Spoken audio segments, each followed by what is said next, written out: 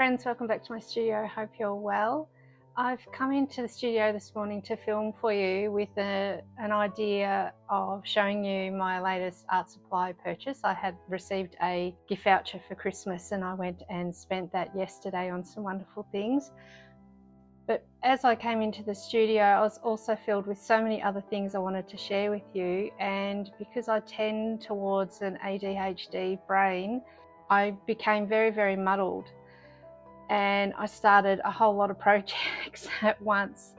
As you can see, the desk here where I work was completely scattered and full of various projects, which I've talked about before, how I can get myself like that. Every flat surface in the studio is full. I've got paintings over on one surface ready for the final wax varnish, images to frame. My designated oil painting area is back with teacups on top and I can't get into that area. Really hard to focus when things feel chaotic. So what I find best thing to do then is to have a big cleanup. And it's not a lost day, because even though I'm not necessarily creating a piece of artwork, I'm creating space for that artwork to arrive. So I started cleaning out these little white shelves. They were surplus from the house and I thought, oh, that'll be useful in the studio, but I found it was just adding to the clutter. Even though it was helping store things, it was adding to the clutter, and I've managed to empty those out, find places for everything that was in there. And what was interesting as I did that, I found a whole lot of reference material. And I mean, look, there's even a gardening glove in the studio. So that's got to go back to its home. And I found my notes on the drawing workshops that I ran last year. There's so much in here. I put a lot of work into them. They were really successful. But I've also thought about those of you who aren't local to me and who can't get to a workshop. So I thought what I might do is do a series of Skillshare classes, starting from the very beginning of absolute beginner drawer, wishing to draw, right through to more technical, harder things. Yeah, let me know if you'd be interested in that. That would be on Skillshare. I think I can see the class would work best on Skillshare. And yeah, look at that lovely image of material. That when my daughter goes to places like Spotlight material stores here in Australia, buying her material for her sewing projects, I find myself looking at material patterns and going, oh, that's nice, and I take all these photos while I'm there. I've never got in trouble, luckily, from any of the shop assistants. This is one way that I'd like my paintings, a bit more abstract than this, but this is one way I'm looking to work.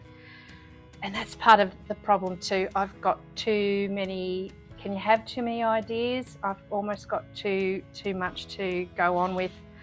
And yet, here's a reference photo that shows that I'm really interested in that pattern. How gorgeous is that?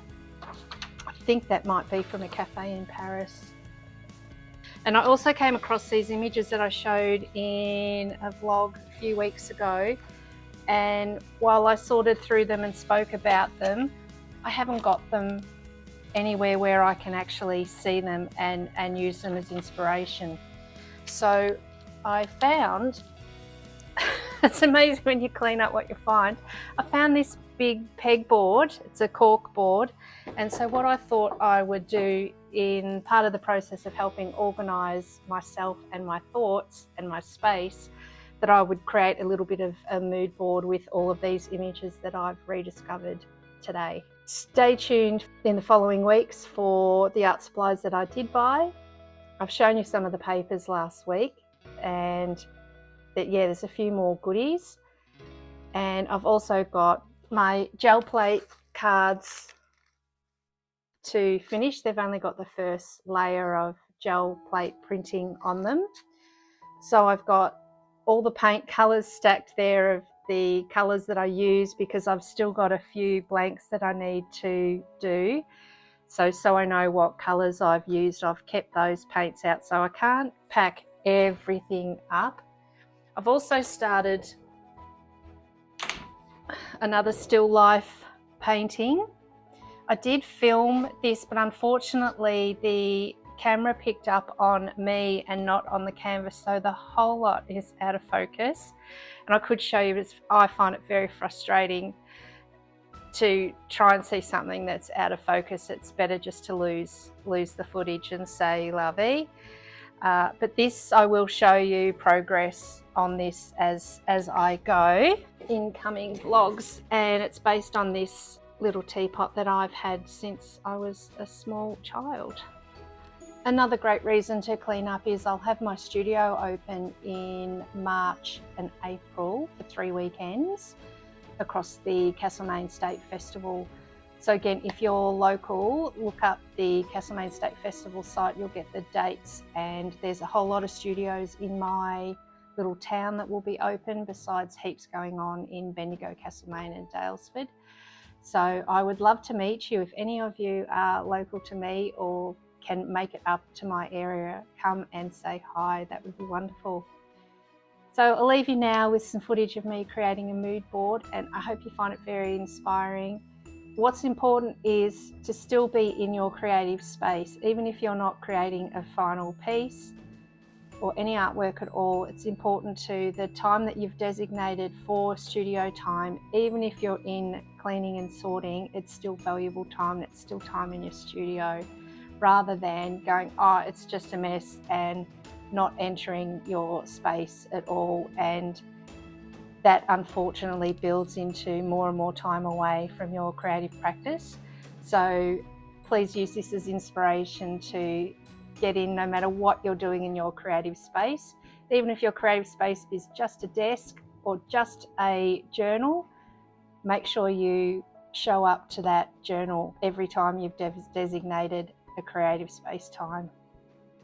Hope you enjoy the rest of this footage. As always, thanks for watching, thanks for subscribing and liking, and keep the questions coming. I've really loved some of the challenging questions you've posted recently.